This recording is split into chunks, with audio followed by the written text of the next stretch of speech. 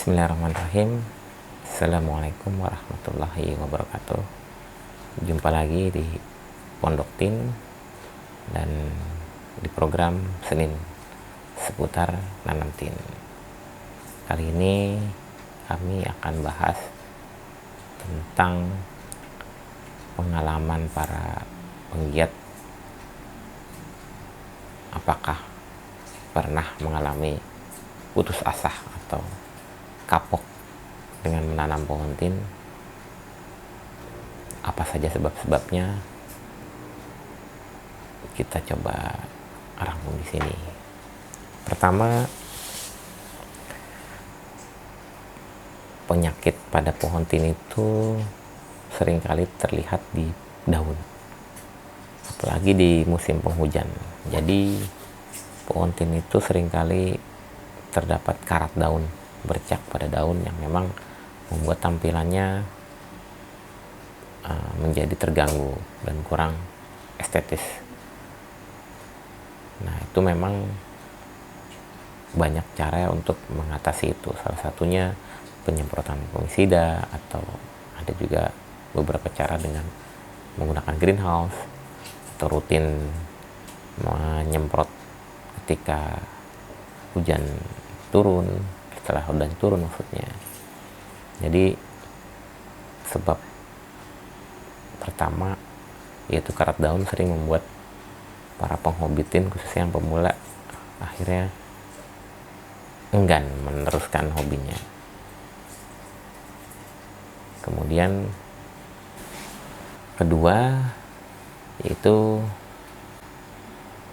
beberapa penggiat tin melihat tanamannya subur, namun kadangkala ketika saking suburnya daunnya banyak, tidak terlihat buah, dan beberapa bulan berlalu ada yang kapok, akhirnya pohon tersebut tidak dirawat. Kami pernah mengalami masalah seperti ini, dan ternyata memang ada faktor terpenting, yaitu sinar matahari. Memang pohon tin yang terpapar sinar matahari kurang dari 4 jam, daunnya lebih lebat, namun tidak muncul buah. Itu yang kami alami beberapa tahun yang lalu. Maka itu penting sekali penempatan pohon tin itu, usahakan diletakkan di bawah atau di tempat yang terpapar sinar matahari lebih dari 5 jam. Jadi itu salah satu sebab bikin kapok atau putus asa. Dan ketiga, ada beberapa atau pengalaman kami di komunitas itu, ketika memiliki pohon tin ternyata semut jadi lebih banyak, dan itu mengganggu. Otomatis beranggapan bahwa pohon tin adalah sumber semut, dan akhirnya disingkirkanlah pohon tin tersebut. Padahal semut itu bukan hama. Sekali lagi, semut itu bukan hama, melainkan semut itu indikator bahwa di pohon tersebut ada hama. Jika kita jeli, kita perhatikan, ketika semut itu lalu lalang hinggap di pohon tin kita, biasanya di bagian bawah daun itu ada kutu putih, dan kutu putih ini menyerap nutrisi dari pohon tin dan mengeluarkan semacam cairan manis yang membuat semut itu menghampiri kutu putih. Nah, ini yang perlu kita cegah. Jadi jika terjadi seperti itu, yang biasa kami lakukan adalah memangkas area di pohon tin yang memang tidak terpapar sinar matahari.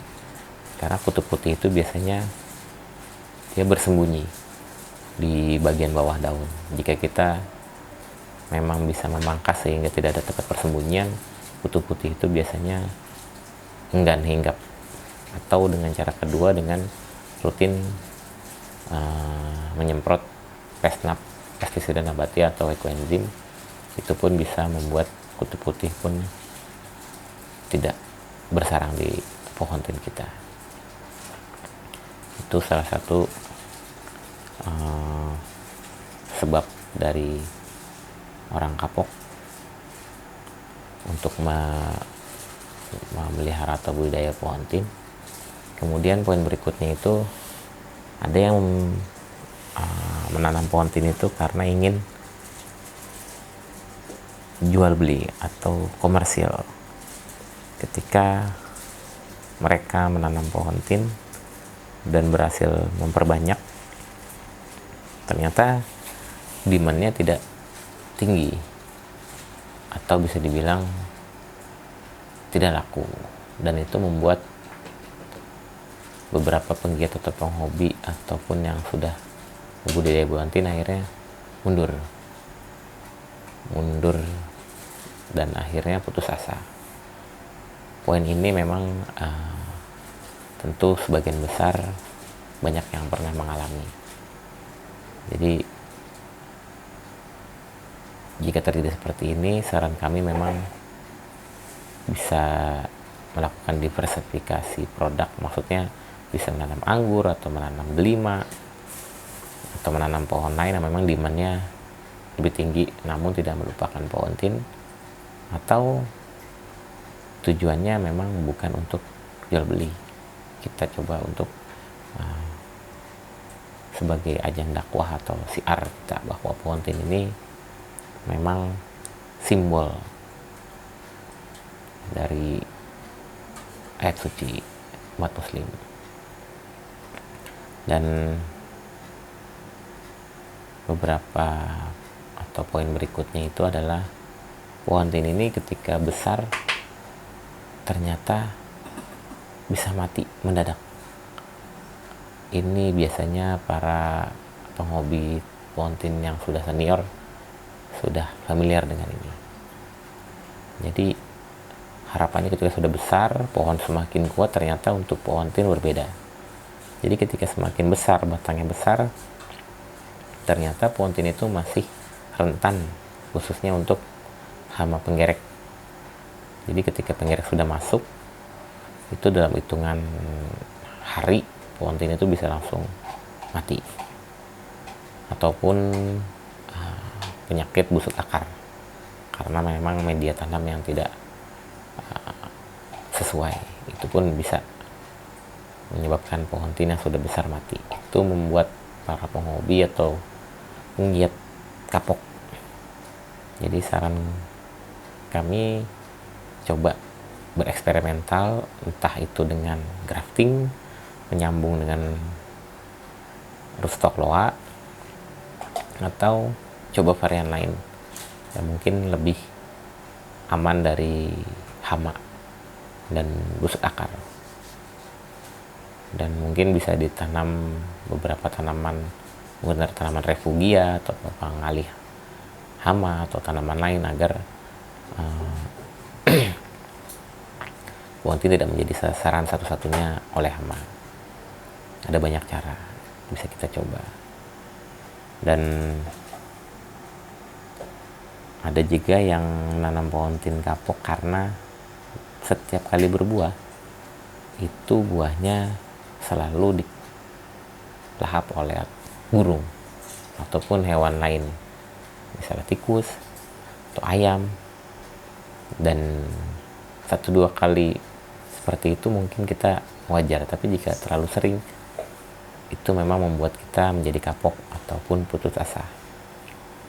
Jadi memang untuk kejadian seperti itu kita bisa mengantisipasi dengan menggunakan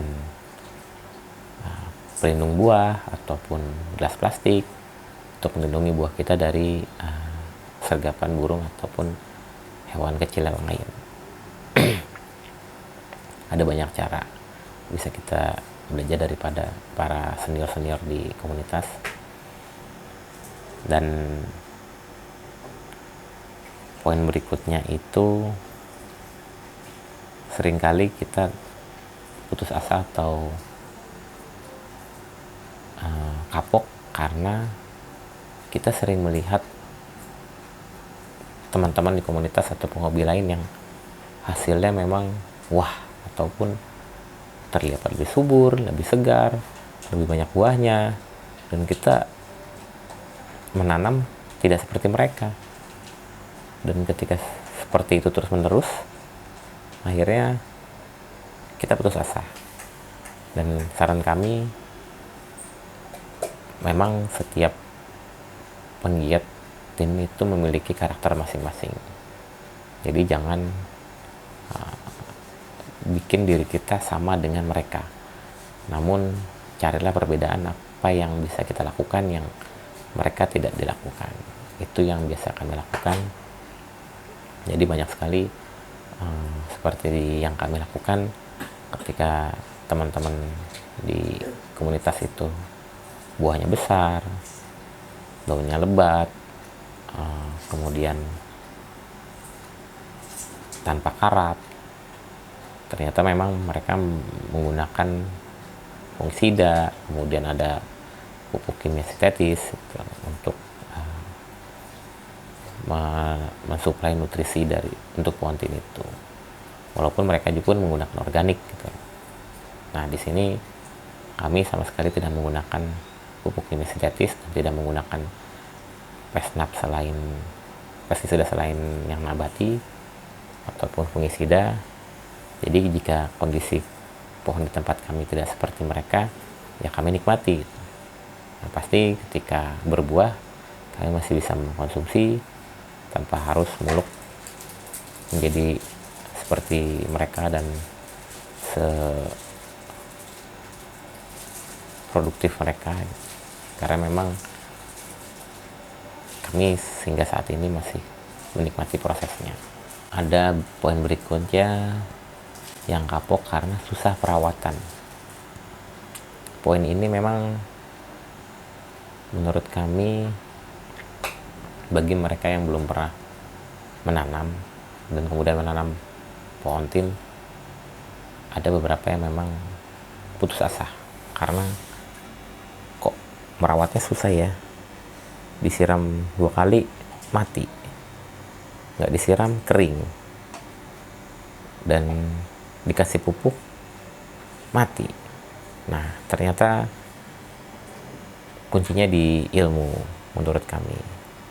Jadi memang pohon tin itu kita perlu tahu dari mana asalnya, suka dengan tanah seperti apa, iklim seperti apa, dan kita bisa belajar dan mengkondisikan pohon tin seperti di tempat asalnya.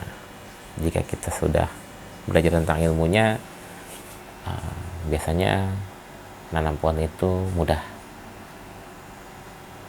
Tapi memang harus semangat untuk menambah ilmu tentang menanam, khususnya pohon tin. Jadi dengan menanam pohon tin kita bertambah pengetahuan tentang ilmu menanam, dan itu sangat positif dan bermanfaat. Jadi kesimpulannya dari beberapa masalah mereka yang kapok atau putus asa, jadikan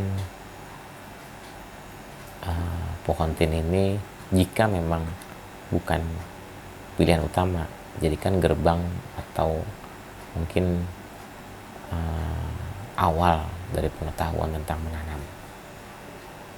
Karena ketika kita paham tentang menanam pohon tin, ketika kita menanam anggur, ketika kita menanam pohon buah yang lain, itu banyak hal dasar yang memang hampir sama, seperti teknik pruning, bagaimana pemupukan, bagaimana penempatan dan karakter tanah atau media tanamnya, itu ada kemiripan. Jadi jadikan ini sebagai gerbang untuk menanam tanaman yang lain, dan bagi kami tidak masalah jika memang melakukan pivot ya, atau mungkin mengubah komoditi atau jenis tanaman ketika menanam tin, kemudian kendala-kendala tersebut memang sulit diantisipasi, selama itu masih kegiatan menanam, kami tetap apresiasi dengan hal tersebut. Oke, itu kira-kira yang poin-poin yang membuat para penggiat tim itu kapok atau putus asa.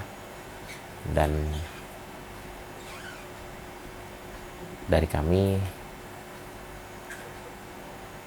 cek lagi kenapa dulu memulai. Jika memang